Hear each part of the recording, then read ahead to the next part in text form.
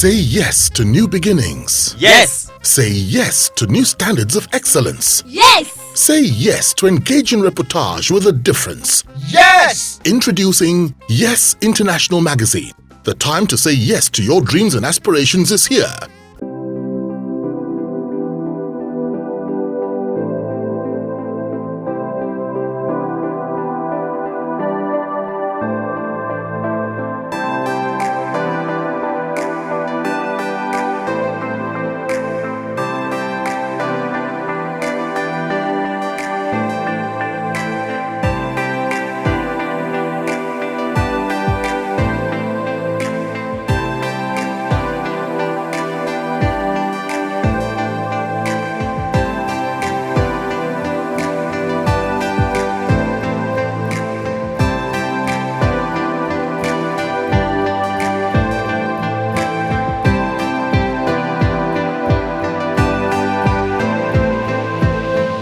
Good evening and welcome to another edition of our Instagram Live session.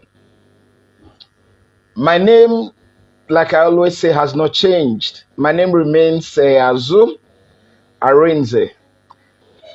Our guest tonight, Mr. Zik Okafor. Mr. Zik Okafor is a journalist, an actor, a producer, a director, and a media consultant. Born on August 27, 1964, which makes him 56 years old. He hails from Iguzo in Oshimili North local government area of Delta State. Married to the adorable Adora, like he enjoys and affectionately addresses his wife. They are blessed with 3 beautiful children, 2 boys and 1 girl. A theatre arts graduate of the University of Ibadan with a master's in international law and diplomacy from the University of Lagos. Among his popular works are Heaven's Gate, Face of a Liar, Hand of God, Nightmare, etc., etc. Friends, fans, and followers, please join me as I welcome to tonight's Instagram Live session, Mr. Zik Okafor. But before we do that, I want to implore all our followers, all our friends, to please subscribe to our YouTube channel. Our YouTube channel is the Yes NG TV, THEYESNG TV. Thanks so much, and God bless you as you do that. Yeah. Mr. Zik Okafor, you're welcome to tonight's Instagram Live session. Thank you very much. Now, my first question will be, to write well, what must one do?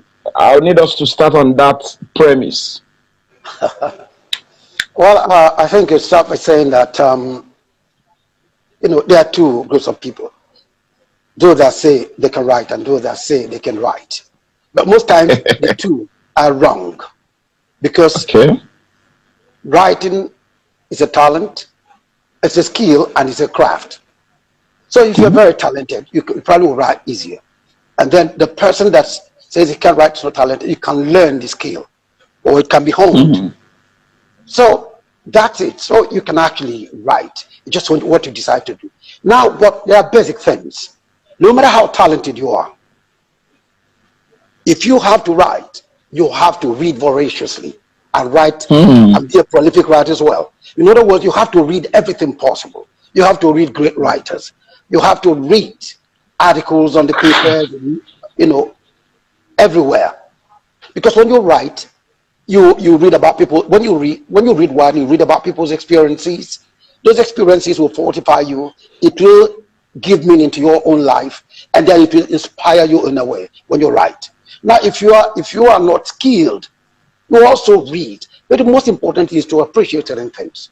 That one, if you want to be a good writer, you have to know that anybody that reads you is asking questions, and you must write in such a way that the person that is reading is looking for the answer. By the time it gets to the end, you will find out that you have answered this question. That's number one. Number two, you have to learn to write. with short sentences.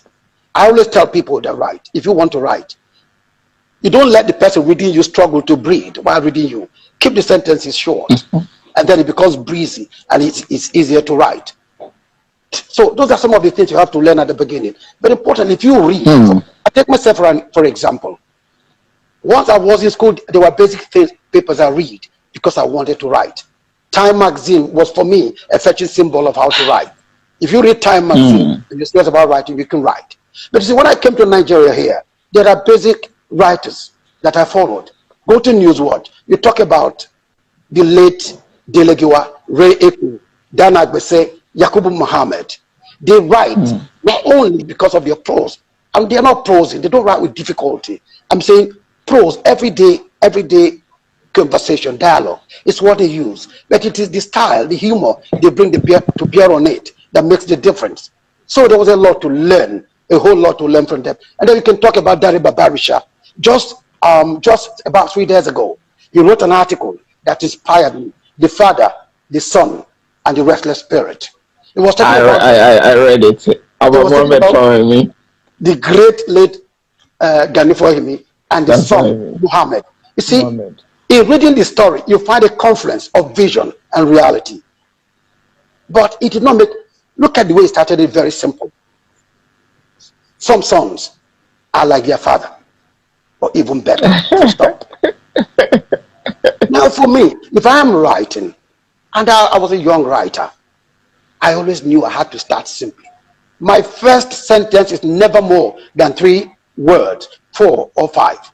If I was going to write it, for instance, about a girl, I have a female friend, and it's told me a lot about the mother, how the mother has supported her, how she wanted to, to pay back because the mom had been a great person to her, and the mother dies. If I'm going to write that story, I may just open up with, and so she died. Zik Okafor.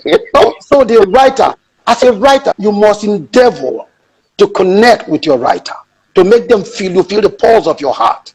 And then you must employ suspense so that when you drop it, you want to see the next line. And the writer must be gripping. So it follows you from beginning to the very last line. When I finished reading Dari Babarisha just a few days ago, it was like a chiller. I was sober for a moment because the art was so crisp. It was, you could feel the man that was writing it. So again, it's important for you to keep the language simple. I don't know why some people, if they want to write, they begin to think of the words to use and all that. But you forget that writing is to express, not to impress. So in that regard, you know that is your everyday conversation. So what you do is just add a little bit of style to make it ecstatic for the person that is reading you. That for me is the way that, that writing goes. You must constantly think about the reader. Express yourself in such a way that is so simple for him or her to understand and to flow with you. That for me is writing. Interesting. Now, what got Mr. Zik Okafor interested in writing? What got me interested in writing? Okay, first and foremost, I studied theater arts for my first degree. My area actually was more of cinematography, film production. But that one was finished in 1987. I used service in 1988. Nigeria was a wilderness for the young person seeking a job.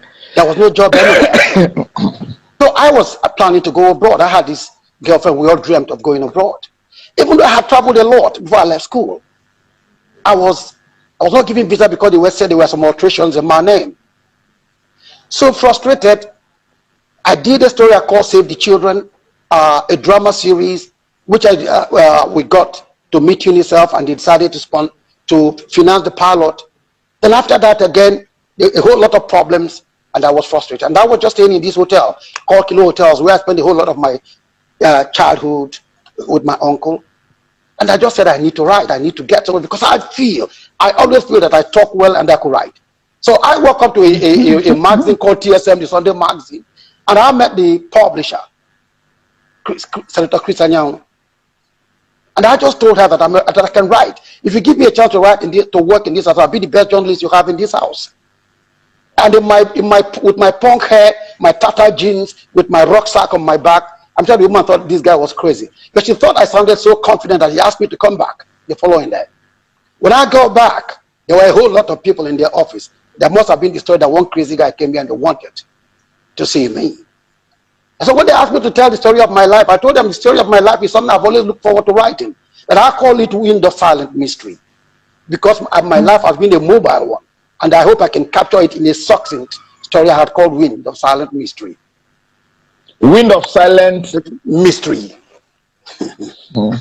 So they now asked me to come, that they were going to employ people and they called that they are returned. They asked me to go somewhere in Lagos, have an experience and come back and reproduce it. Of course, the editor then had taken charge of Obasi. When I came back and I put together, because I saw some guy being mauled, and he said he was a graduate. And I wrote this, what I call the tragedy of the Nigerian graduate. So after reading it, that was it. I had a job, and I landed in Jones, and that's how it happened. Okay. Now, which is the most memorable story that you have written and why? There are two of them. One is homosexuality and lesbianism in Nigeria. It was a story that won me the Nigerian Media Merit Awards. And I wrote it because I had a sympathy for a young man who was in Case College, who was blind. And then his fellow students accused him of trying to rape another guy in the hostel. I was touched by his story, and I had to interview some of the people. I didn't plan it to be what it turned out to be. But after talking to them, I realized that it was going to be a part of my career odyssey, to travel around Nigeria and perhaps beyond, to find out what it is about. And so from there, I went to all the schools. I went to Kaduna, Jos, Sokoto, and a couple of places. It was a massive story. I met an Alhaji who told me about his two children, identical twins, that were lesbians, and tattooed the names of their female boyfriends, so to say, on their arms, on their arms. And so he said, distressed, he shaved the head of the two daughters and took their photographs and placed on his wall to be a testament to his experience. So after that, I put the story together. It was a story that received a whole lot of calls, a whole lot of reactions. There was also interviewed two American professors, twins. One was gay, one was not. And the one that was not said at one point he wanted to find out why his brother was gay and decided to try it. He said that when he tried it, he enjoyed it. And so for that reason, he had to go. He and his brother had to offer themselves for surgery. And what they found out was that the brain of the gay is smaller than the gay of the heterosexual. That was their finding and all that. So I did, the story was comprehensive. And then he won me the Nigerian Media Merit Award. The second one was also the story of during the time of Shino Rambo. Because you see, my career in journalism was very short. Was short and crazy, because I wrote from entertainment to crime to politics to oil and gas to money. So I was just writing everything I could write. So the story of Shino Rambo, at that time, it was happening everywhere. I decided to follow the story to find out about this Shino Rambo. So I was tracking that when Colonel Rindam was shot by the police and killed. I arrived at the scene to cover it, and then to follow other traces of Shino Rambo, the man that experienced, he encountered him, a whole lot of them, going as far as the border of Nigeria, semi-border and all that. So at the end, it was a very challenging story, and I thought I should put it for Nigerian Media Award. I was nominated for the award, but there was a guy from Newswatch who went as far as Benin Republic to conclude his own story on the same Shino Rambo. He had the privilege of defeating me when they won. I like that.